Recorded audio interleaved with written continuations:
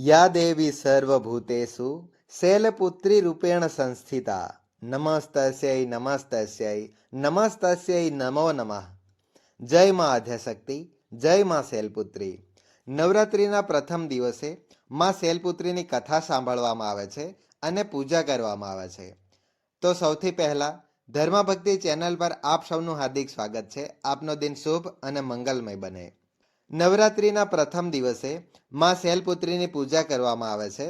માં શૈલપુત્રી માં ભગવતીનું પ્રથમ સ્વરૂપ છે। જે ભક્તો નવરાત્રિમાં ઉપવાસ રાખે છે તેઓ માં ભગવતીના નવ સ્વરૂપોની પૂજા કરી દરરોજ તેમની કથા સાંભળી શકે છે। તો ચાલો માં શૈલપુત્રીની પૂજા વિધિ અને તેમની કથા વિશે જાણીએ।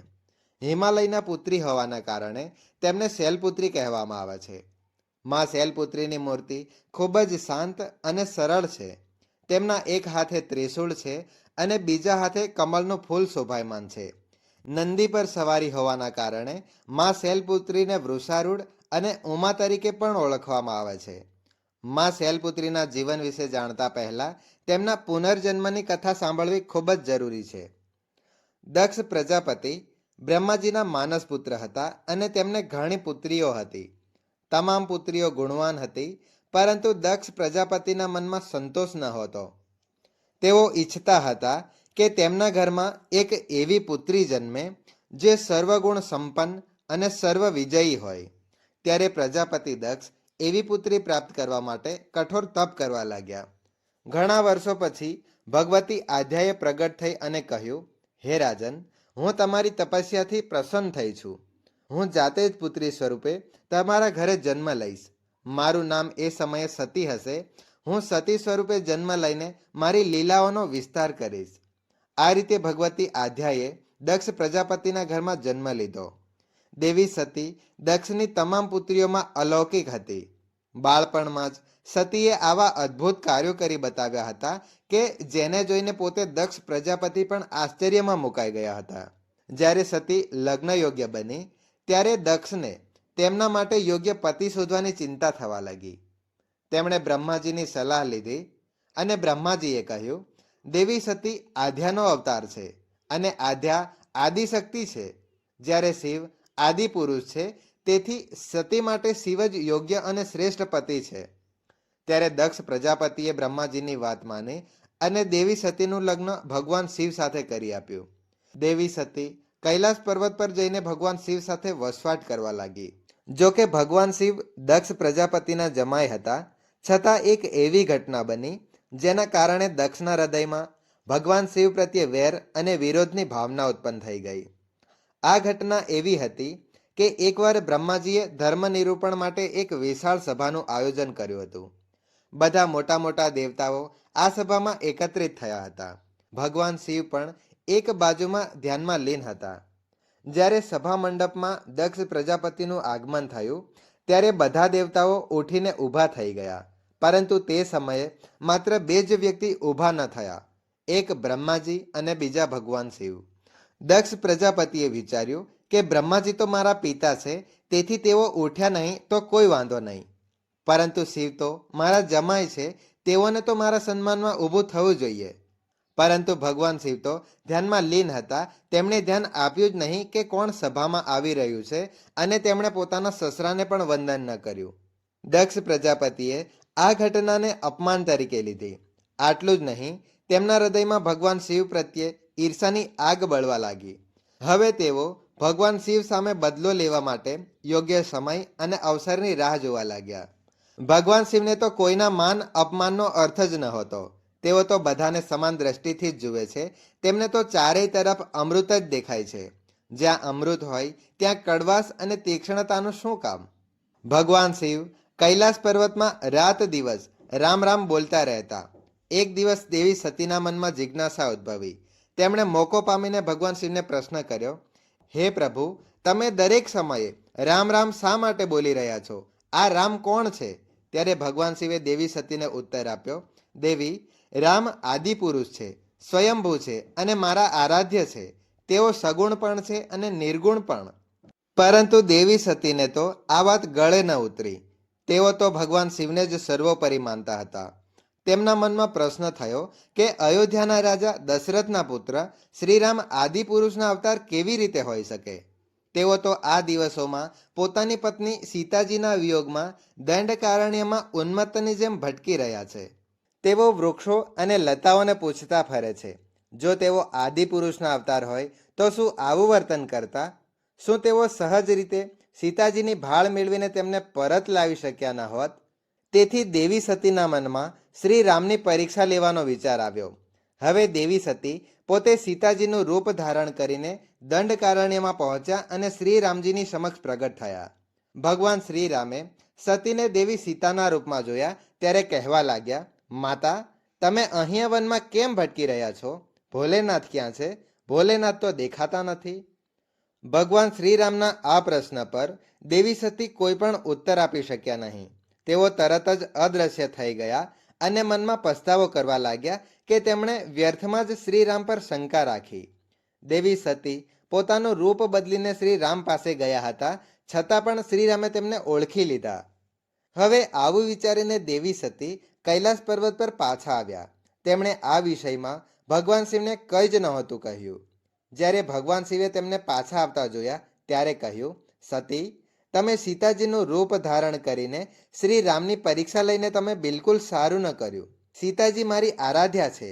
હવે તમે મારી અર્ધાંગીને કેવી રીતે રહી શકો?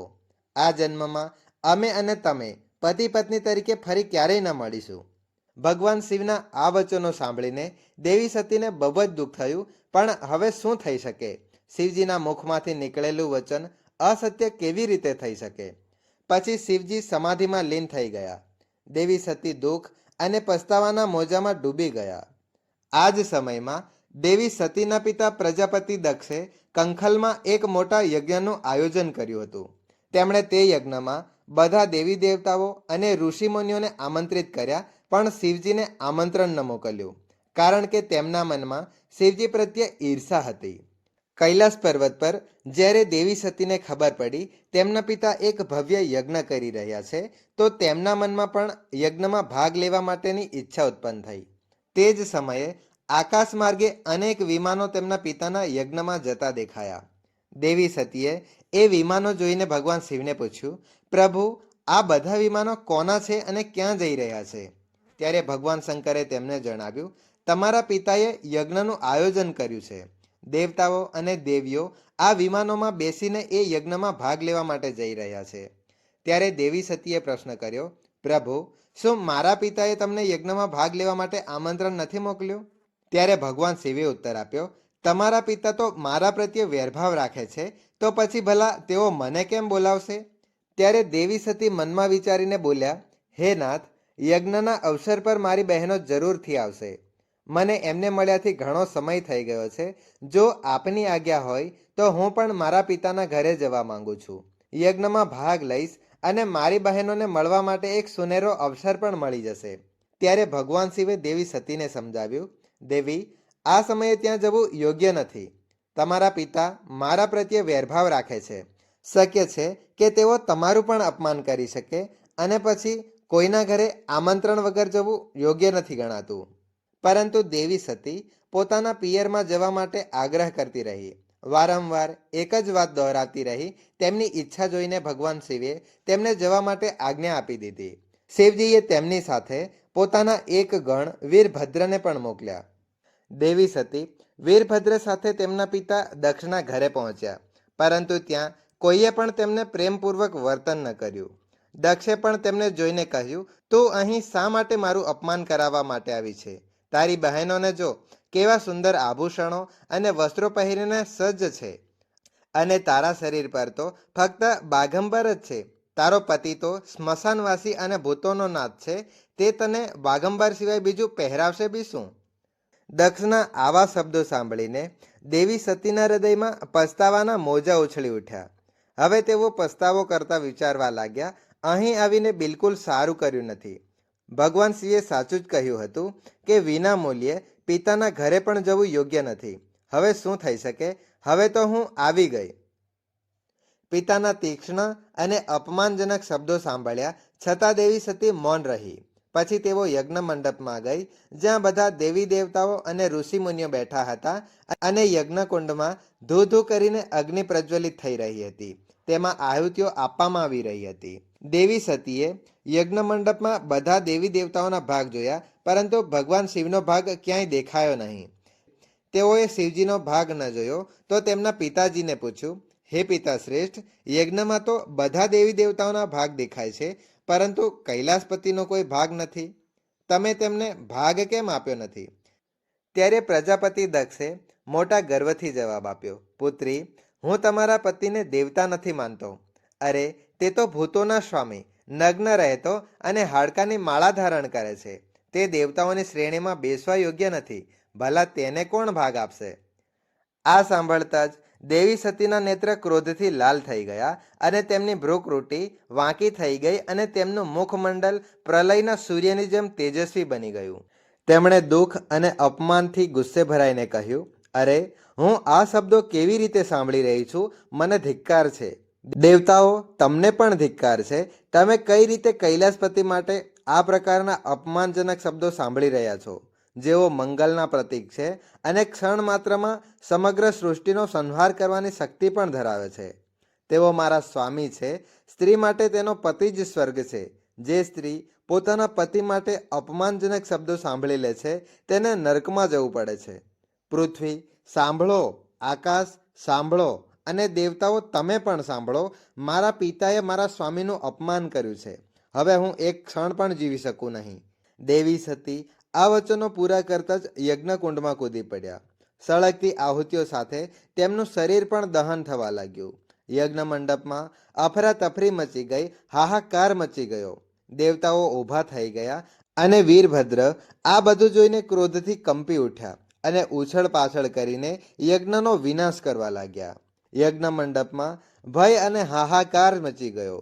દેવતા અને ઋષિમુનિ ભાગી છૂટ્યા. વીરભદ્રે તરત જ પ્રજાપતિ દક્ષનું માથું કાપી નાખ્યું અને ફેંકી દીધું. આ સમાચાર કૈલાસ પર્વત પર વસતા ભગવાન શિવને પણ મળ્યા.